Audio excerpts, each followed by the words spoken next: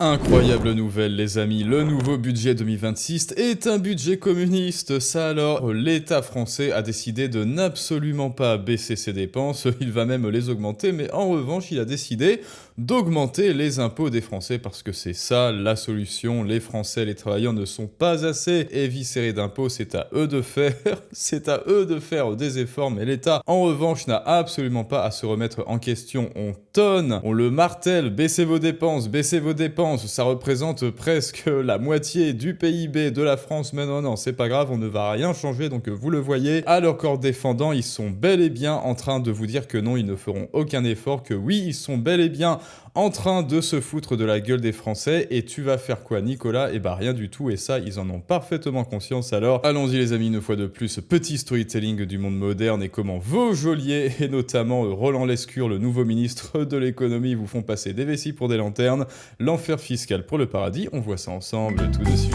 Alerte, Laurent Lescure, nouveau ministre de l'économie, confirme que les impôts augmenteront de 14 milliards. Bah oui, parce que l'État français ne prend pas du tout assez à Nicolas. Il a besoin de tout cet argent pour devenir de plus en plus obèse. Moi, personnellement, je ne pensais pas que c'était possible. Un État encore plus obèse, qui prend encore plus de milliards, je pensais qu'on avait touché le fond, mais non, l'État français continue de creuser. Il confirme d'ailleurs, sans vouloir tacler sur le physique, j'ai l'impression que Roland Lescure, nouveau ministre de l'économie, a un trait physique particulier et qui le rapproche un tout petit peu de l'ancien ministre de l'économie. Vous savez, l'espèce de rapace. Il confirme une hausse d'impôts de 14 milliards d'euros dans le cadre du budget pour 2026. Tuez-moi, c'est un cauchemar. Donc non, ils ne feront absolument aucun effort pour vous, les amis. Alors voyons ce que cette très sérieuse chaîne, BFM TV, en pense. Pour faire des économies, le gouvernement de Sébastien Lecornu Pour faire des économies, il va falloir baisser les dépenses. Ah non, c'est pas vrai. prévoit de geler certaines dépenses. La plus importante, le gel des pensions de retraite et des prestations sociales. Ça aussi, on va en reparler. Elles ne seront pas indexées sur l'inflation. Cela veut dire que les allocations familiales ne seront pas revalorisées cette année. C'est pas très cool pour les gens qui sont dans le besoin et qui en ont besoin. Donc c'est faire des économies sur eux, c'est pas très sport pour moi. Bah c'est grave, c'est pas une bonne chose. Hélas pour notre ami Jean Corentin, il va devoir acheter 2 fois moins de bœufs de son dealer du 93 ce mois-ci, et donc il est un petit peu secoué, disons, secoué. Qui sont dans le besoin et qui en ont besoin. Donc c'est faire des économies sur eux, c'est pas très sport pour moi. Bah c'est grave. Bah oui, mais de toute façon, c'est l'argent de Nicolas, alors qu'est-ce que tu veux que je te dise? C'est pas une bonne chose. Aujourd'hui, elles ont un certain montant qu'elles ont en salaire, et l'année prochaine, elles n'auront plus. Un certain... Alors, ok, donc les gens, ils s'imaginent que la CAF, c'est un salaire. Alors ça c'est génial. Normalement, c'est censé être une aide quand tu traverses, allez, disons, une mauvaise passe et que tu as besoin d'un petit coup de pouce, mais vraiment très spontané, l'espace de quelques semaines, peut-être grand maximum, on peut dire quelques mois, si on est un petit peu communiste sur les bords, et lui, il prend ça pour un salaire. Bon, bah d'accord. Coup dur pour les familles. C'est vous dire la mentalité française. Nicolas est en train de se faire saigner sur son salaire pour que les autres aient un salaire. Bon, La fin du crédit d'impôt sur les frais de scolarité. Cela permettait aux parents d'économiser 61 € pour un enfant collégien, génial. 153 € pour un lycéen et 183 € pour un étudiant. Bah, de toute façon, Naël et ses familles, et sa petit lapsus, Naël et sa famille a une prime de rentrée de toute manière. Il faudra donc faire 100. Enfin, les apprentis seront aussi mis à contribution, ils cotiseront davantage, leur salaire net va donc automatiquement baisser. C'est toujours à eux de faire des efforts, c'est toujours à nous de faire des efforts. Contribution, contribuez s'il vous plaît. S'il vous plaît, faites des efforts, s'il vous plaît, je t'en prie Nicolas, on n'est pas assez gros, on n'est pas assez obèse, et quand est-ce que vous allez baisser vos putains de dépenses? Eh ben, jamais, ils n'en parlent pas, sauf que regardez bien leur silence est absolument éloquent. Qu'est-ce que ça signifie leur silence? Eh ben ça signifie, mais même pas en filigrane, ne le croyez surtout pas, ils projettent, ils balancent à la gueule, au nez et à la barbe de Nicolas, va te faire foutre, on ne baissera pas ses dépenses et ce sera à toi de tout payer. Et d'ailleurs, vu que le cornu vient puis revient puis fait des allers-retours, oui, il va falloir bel et bien payer ses indemnités en plus de gros larchers. Ensuite, on a Benoît Perrin qui dénonce le budget 2026 qui essore les actifs. C'est un budget qui repose sur les actifs. Bah oui, comme le DAB, quoi. Et le deuxième élément très embêtant, me semble-t-il, c'est le gel de l'impôt sur le revenu. Mais oui. Où là, vous allez avoir à peu près 200 000 foyers qui vont rentrer dans l'impôt. C'est ça. Et qui vont Qui ne payent pas d'impôt et qui là, vont payer des qui vont en impôts. payer. Et plus les gens qui étaient à la limite des tranches, qui vont évidemment changer de tranche et qui vont du coup payer davantage d'impôts. Donc c'est en fait un budget qui repose en grande partie sur les actifs, ce qui me semble être de très mauvais. Bravo la gauche, hein. Vous savez, la gauche qui voulait épargner les impôts aux revenus les plus modestes, et ben qu'est-ce qui va se passer avec le gel des impôts sur le revenu? Eh bien ce sont justement les classes, les travailleurs les plus modestes qui vont se voir éviscérés d'impôts pour la première fois, parce que le gel des actifs, normalement l'impôt sur le revenu, les tranches sont revues à la hausse, et bien corrigé de l'inflation, on va dire, mais là il va y avoir un petit gel, ce qui fait que votre petite prime, votre petite augmentation qui elle est censée corriger l'inflation, et ben ça va vous faire passer dans les tranches supérieures de l'imposition. Et alors déjà voilà, ceux qui ne payaient pas d'impôts, ils vont en payer, mais alors ceux qui payaient comme Nicolas dans sa tranche d'imposition respective, et ben il va certainement passer à la tranche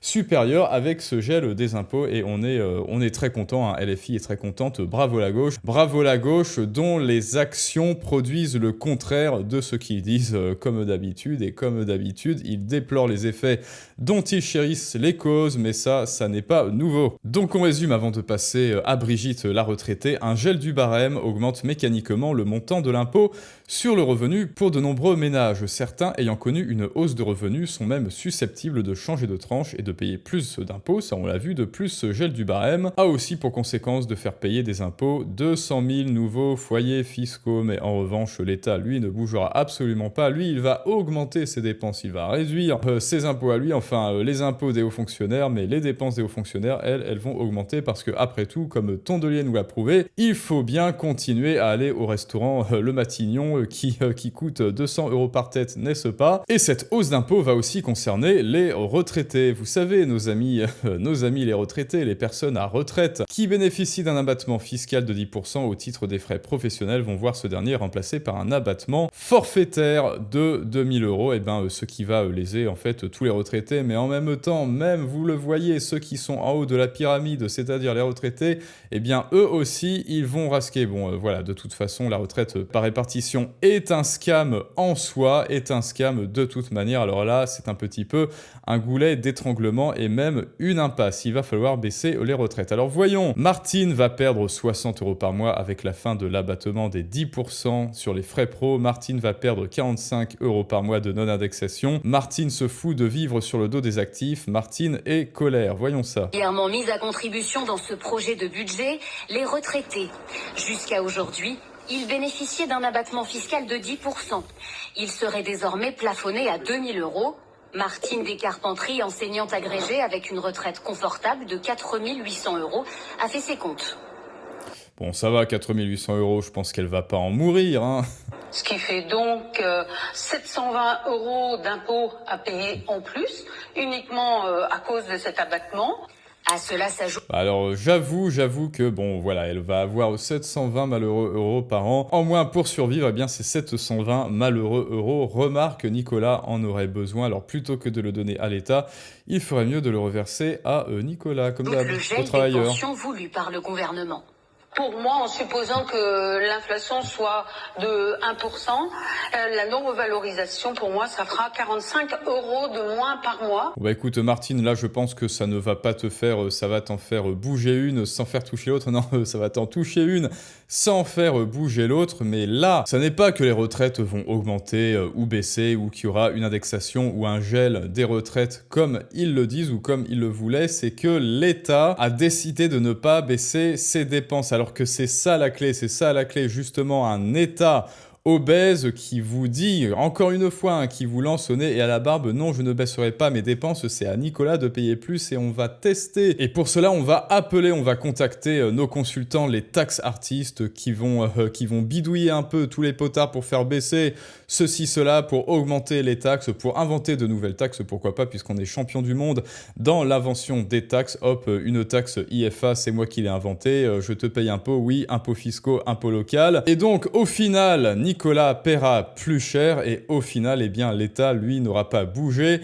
de son gros fauteuil en or qu'il a payé avec l'argent du travailleur, bien sûr. Putain, une enseignante en plus, elle a dû cotiser que dalle, ce qui n'est pas faux, mais comme je l'ai dit, c'est déjà du détournement de l'attention. Oui, là, on est dans la retraite par répartition, donc de toute manière, c'est un scam, mais ça fait partie d'un scam encore plus gros de toute manière, qui est augmentation des impôts et non réduction des dépenses de l'État. Bien que la retraite, c'est une énorme partie des cotisations, de vos cotisations, c'est une énorme partie des dépenses de l'État. Oui, effectivement. Alors déjà, pourquoi est-ce que dans le budget 2026, il n'a pas proposé une seule ombre, un seul indice sur une retraite par capitalisation, alors que ça, justement, créer un petit fonds et ensuite faire passer petit à petit tous les jeunes actifs par capitalisation pour soulager et pour justement passer la tronçonneuse sur ce mammouth. Pourquoi est-ce que ça n'est pas proposé au juste? Ah bah oui, c'est parce que l'État ne veut absolument faire aucun effort. Tout pour l'État et rien pour Nicolas. Et allez, puisqu'on y est, on va écouter notre ami Jean-Philippe Tanguy, 19 milliards d'impôts nouveaux en 2026, taxe artiste, tout ça. Monsieur le Premier ministre, 19 milliards d'impôts nouveaux en 2026 sur les Françaises et les Français, les salariés et les entrepreneurs. Hier, monsieur le Premier ministre, je le regrette, mais vous avez donc menti. Vous avez réussi à promettre plus de pouvoir d'achat alors que votre budget est une véritable boucherie fiscale pour les classes moyennes et les familles qui paient déjà le plus lourd tribut de tous les pays développés. Pire, monsieur le Premier ministre, pire, la charge fiscale dans notre pays est tellement insupportable que depuis 4 ans, les impôts ne rentrent plus comme ils le devraient. À défaut, monsieur le Premier ministre, d'écouter la souffrance des contribuables, lisez les rapports de Bercy, peut-être y serez-vous moins insensible. Hier, monsieur le Premier ministre, vous avez donc menti. Vous avez donc menti, monsieur le Premier ministre. Vous n'êtes pas de droite. Ah oui, parce que vous le savez, le Cornu disait qu'il était de droite, etc. Non, n'importe quoi, rappelez-vous. La droite n'existe pas en France. Et d'ailleurs, écoutez, oui, je suis plutôt d'accord avec Jean-Philippe Tanguy. En fait, la charge, la pression fiscale est étouffante. Et qu'est-ce qu'on fait? Qu'est-ce que fait l'État? Ne vous inquiétez pas, les Français. Je vous ai entendu, je vous ai écouté. Eh bien, je vais augmenter la pression fiscale. Quel homme de droite fait ça? Eh bien, plot twist, un faussaire, plot twist, un scam, plot twist, un ultra-gauchiste. En fait, le Cornu est de l'ultra-gauche. Alors imaginez sur quelle planète habite LFI. C'est sur une planète lointaine, très lointaine, d'ultra, méga, giga, turbo-gauche que même Elon Musk ne voudrait pas conquérir. Alors maintenant, les amis, c'est à vous de me dire ce que vous en pensez. D'ailleurs, Jean-Philippe Tanguy, il est plutôt éloquent. Moi, j'aime bien. Et d'ailleurs, il a un handicap. C'est pas une attaque sur le physique. Il a factuellement un handicap verbal. Et malgré cet handicap verbal, eh bien, il s'exprime plutôt de manière éloquente. Donc voilà, bravo Jean-Philippe Tanguy. Son seul défaut, c'est qu'il soit du RN, on va dire. Alors maintenant, c'est à vous de me dire ce que vous pensez de tout ça, les amis, de cette fraude communiste qu'est le gauchotopia français, de cette fraude ministérielle qu'est Sébastien Lecornu, mais bon, ça, on est habitué, de cette fraude fiscale qu'est l'État français qui choisit toujours encore mordicus de ne faire absolument aucun effort et de faire payer, de punir les Français qui travaillent pour eux, apporter de la valeur au moins à la France. Et je vous dis à tous à très bientôt pour un prochain Storytelling du monde moderne, mais ça, c'est une autre histoire.